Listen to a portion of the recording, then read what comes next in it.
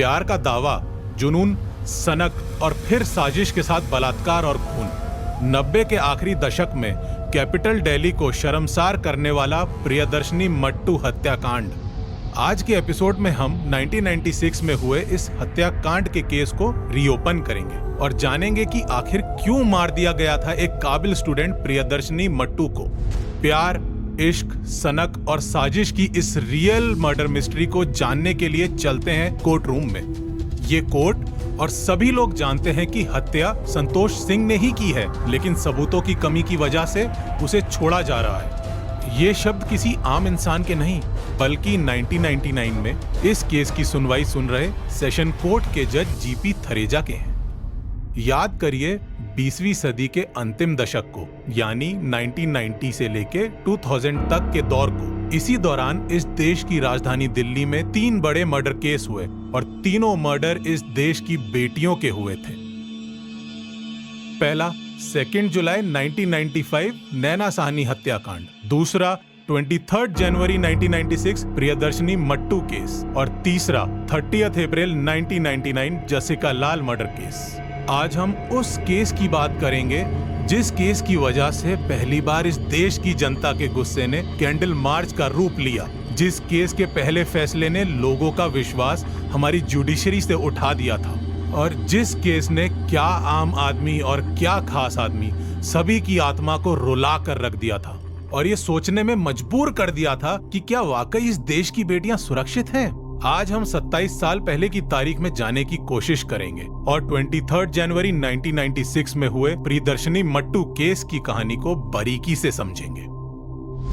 सबसे पहले आपको बता दें कि इसी केस की वजह से इस देश के आम इंसान और सेलिब्रिटीज को रेप जस्टिस के लिए सड़कों पर उतरना पड़ा था और इसी केस के लिए सबसे पहले बॉलीवुड के स्टार्स और आम जनता ने एक साथ मिलकर कैंडल मार्च निकाला था। साल 1996 का समय था। खूबसूरत श्रीनगर की वादियों में बाकी ब्राह्मण परिवार के साथ एक और परिवार रहा करता था। इसी परिवार की एक बेटी का नाम प्रियदर्शनी मट्टू था। प्रियदर्शनी मट्टू को उसके परिवार के लोग प्यार से प्रिया कहकर पुकारते थे। अब प्रिया की स्कूलिंग श्रीनगर से और ग्रेजुएशन में बीकॉम जम्मू से हुआ था। बचपन से ही इस लड़की ने एक सपना देखा था। ये अक्सर अपनी माँ से कहा करती थी, देखना माँ, एक दिन मैं इस देश की बहुत बड़ी वकील बनूंगी। इसी सपने को पूरा करने के लिए प्रिया ने कश्मीर को अलविदा कहा और दिल्ली में अपने चाचा के घर आ गई। फिर दिल्ली यूनिवर्सिटी में लॉ का एंट्रेंस दिया और वहीं सिलेक्शन के बाद एडमिशन भी ले लिया। इसी कॉलेज में प्रिया के सीनियर बैच में एक लड़का पढ़ता था जिसका नाम संतोष सिंह था। इस नाम को याद रखिएगा क्योंकि इसी नाम ने दरिंदगी की सारी सरहदों को पार कर दिया था। प्रियदर्शनी मट्टू कश्मीर से आई लड़की जो कि पढ़ने में जितनी ब्रिलियंट थी उतनी ही देखने में भी खूबसूरत थी, लेकिन उसे नहीं पता था कि एक दिन इसी खूबसूरती की वजह से उसकी जान चली जाएगी। समय चलता रहता है और कॉलेज में प्रियदर्शनी का पहला दिन भी आ जाता है और इसी दिन संतोष सिंह को प्रियदर्शनी पहली बार नजर आई। पता नहीं पहली ही नजर में ऐसा क्या हुआ कि संतोष ने प्रिया का पीछा करना शुरू कर दिया, लेकिन प्रियदर्शनी को मालूम था कि वो दिल्ली अपना करियर बनाने आई है, इसलिए वो बार बार संतोष को इग्नोर करने लगी। संतोष सिंह जो कि हाथ धोकर प्रियदर्शनी के पीछे पड़ा रहा, वो कोई सीधा साधा लड़का नहीं बल्कि एक पावरफुल फैमिली की बिगड़ी हुई औलाद था। संतोष सिंह के पिता का नाम था जेपी सिंह, जो कि एक आईपीएस ऑफिसर और उस समय जम्मू कश्मीर में इंस्पेक्टर जनरल ऑफ पुलिस के पद पर तैनात थे, जिनकी पोस्टिंग बहुत जल्दी दिल्ली में होने वाली थी। संतोष सिंह के बारे में सुनकर आपको बॉलीवुड की उन मूवीज का ख्याल आ जाएगा जिनकी कहानी में बड़े बाप का लड़का बुलेट की सवारी करता है और लड़कियों को परेशान करता है। संतोष भी कुछ उसी तरह प्रियदर्शनी का पीछा करने लगा।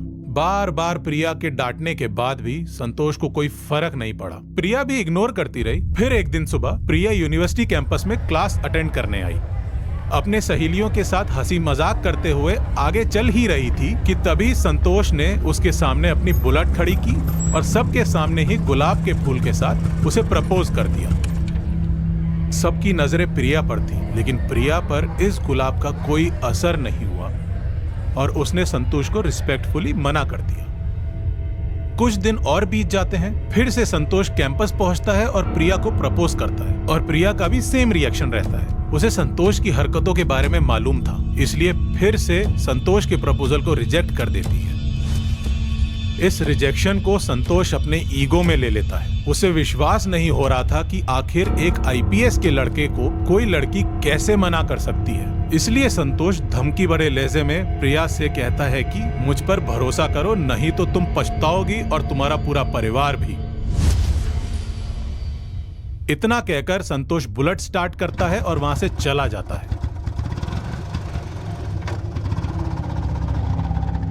अब बात इतनी आगे बढ़ चुकी थी कि प्रिया के सामने दो रास्ते थे। पहला कि वो सब कुछ अंदर ही अंदर सहती रहे और दूसरा कि वो इन सब बातों की जानकारी अपने परिवार को दे दे। प्रिया ने दूसरे रास्ते को चुना और अपने परिवार को संतोष की हरकतों के बारे में बता दिया। परिवार को चिंता हुई। उन्होंने तुरंत प्रिया को पुलिस के पास शिकायत करने को कहा। दूसरे ही दिन प्रिया एक सहेली के साथ पुलिस स्टेशन जाती है और कहती है कि सर, मुझे एक लड़के के खिलाफ शिकायत करनी है। वो किसी साइको की तरह मेरा पीछा करता है। पुलिस लड़के का नाम पूछती है और जब नाम पता चलता है तो बिना शिकायत लिखे ही उल्टा प्रिया को ही समझा बुझाकर वापस भेज दिया जाता है।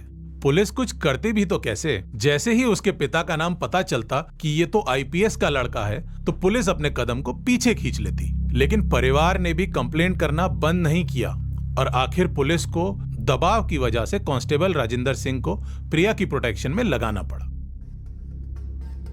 लेकिन फिर भी संतोष की हरकतें बंद होने का नाम नहीं ले रही थी। धीरे धीरे न्यू ईयर आ चुका था। इसी साल संतोष के पिता का ट्रांसफर दिल्ली में जॉइंट कमिश्नर ऑफ पुलिस की पोस्ट पर हो गया।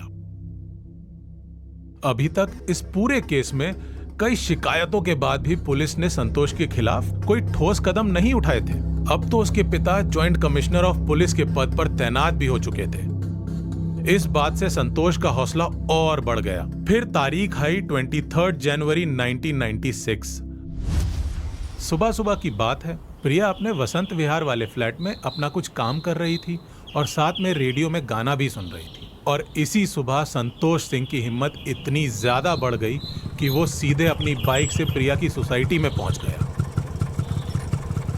बाइक को फ्लैट की बिल्डिंग के नीचे पार्क किया और अपने हाथ में एक हेलमेट को टांग कर सीधा प्रिया के फ्लैट के दरवाजे के सामने पहुंचा और दरवाजा खटखटाने लगा।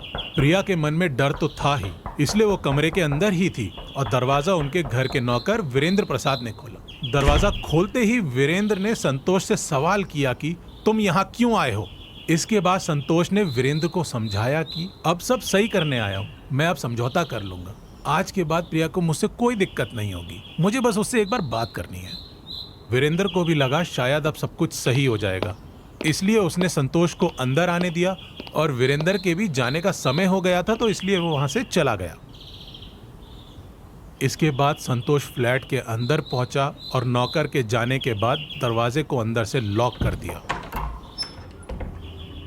घबराई हुई प्रिया को कुछ समझ नहीं आ रहा था और प्रिया ने घबराते हुए कहा, तुमने दरवाजा क्यों लॉक किया है, खोलो इसे। प्रिया के ये कहते ही संतोष हैवान बन गया। उसने अपने आप को प्रिया के ऊपर झोंक दिया। उसके साथ हवस और दरिंदगी की सारी हदों को पार किया। प्रिया का रेप किया और अपने साथ जो हेलमेट लेके आया था उससे प्रिया के चेहरे और सीने पर 14 वार किए। इसके बाद भी उसकी हैवानियत कम नहीं हुई।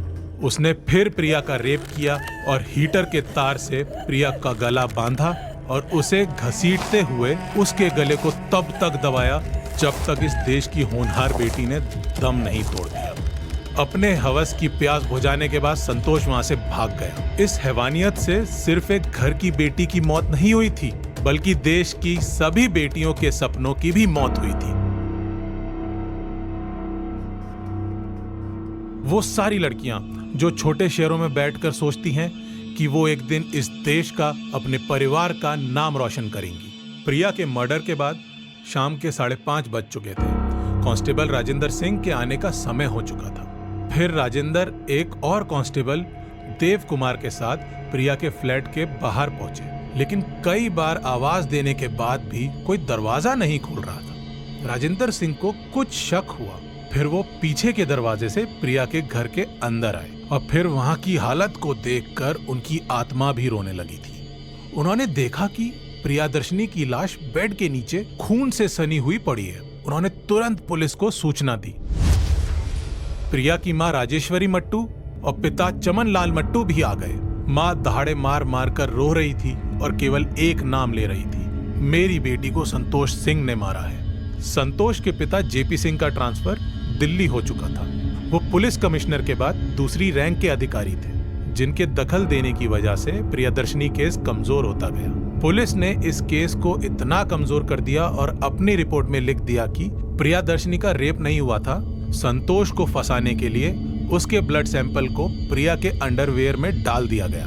इसके बाद सीबीआई को भी इन्हीं एविडेंस के साथ इस केस को ट्रांसफर किया गया। फिर 3 दिसंबर 1999 को दिल्ली की सेशन कोर्ट ने संतोष सिंह को बरी कर दिया। जज जीपी थरेजा ने कहा कि हम जानते हैं कि संतोष ने ही हत्या की है, लेकिन सीबीआई ने जो सबूत दिया है वो बेहद घटिया है।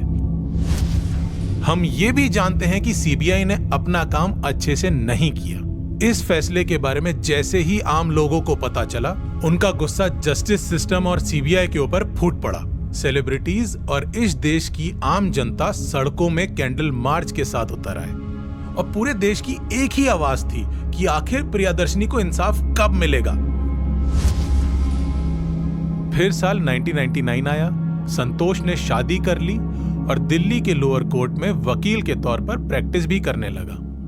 फिर सीबीआई की आंखें खुली और उसने निचली अदालत के फैसले के खिलाफ 29 फरवरी 2000 को दिल्ली हाई कोर्ट में अपील कर दी। उसी दौरान जसिका लाल मर्डर केस का फैसला आया। इसी केस के साथ प्रियदर्शनी मट्टू केस की फाइल भी फिर से खुल गई थी। आम जनता और मीडिया का प्रेशर इस कदर तक बढ़ा था कि जिस प्रियदर्शनी केस की सुनवाई पिछले 6 सालों से रुकी हुई थी, सितंबर 2006 से हर दिन उस केस की सुनवाई होने लगी। सीबीआई ने फिर से कई बार एविडेंस पेश किए और 42 दिन बाद 17 अक्टूबर 2006 को हाई कोर्ट ने संतोष सिंह को प्रियदर्शनी मट्टू के रेप और हत्या का दोषी पाया। 30 अक्टूबर 2006 ही वो दिन था जब दिल्ली हाई कोर्ट ने प्रियदर्शनी की हत्या को रेयरेस्ट ऑफ द रेयर की कैटेगरी में रखते हुए संतोष सिंह को फांसी की सजा सुनाई। लेकिन सुप्रीम कोर्ट ने यह फैसला बदल दिया। 19 फरवरी 2007 ही वो तारीख थी जब संतोष सिंह की तरफ से सुप्रीम कोर्ट में हाई कोर्ट के फैसले को चुनौती दी गई। सुनवाई के दौरान संतोष के वकील ने फिर से डीएनए रिपोर्ट पर सवाल खड़े किए। वकील की तरफ से सेशन कोर्ट के फैसले का भी जिक्र दिया गया और संतोष की छोटी सी बेटी का भी हवाला दिया गया। फिर अक्टूबर 2010 में सुप्रीम कोर्ट ने संतोष सिंह की फांसी के फैसले को उम्र कैद में बदल दिया।